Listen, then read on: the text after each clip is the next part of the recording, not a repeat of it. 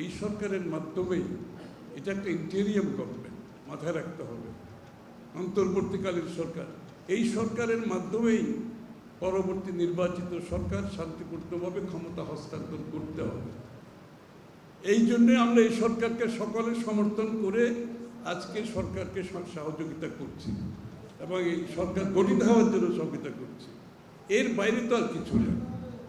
সুতরাং আমি অনুরোধ করব যারা সরকার পরিচালনা করছেন তাদেরকে প্রত্যেকটি পদক্ষেপ দেওয়ার আগে, প্রত্যেকটি কথা বলার আগে এই কথাগুলো মাথায় রাখবেন, তাহলে সমস্যা হবে না। আর যদি কোনো উদ্দেশ্য হাসিলের জন্য বাংলাদেশের জনগণের মালিকানার নির্বাচনের মাধ্যমে ক্ষমতা হস্তান্তর বিষয়ে যদি অন্য কোনো পরিকল্পনা থাকে গণতন্ত্রের বাইরে, সেটা বোধহয় ভালো হবে।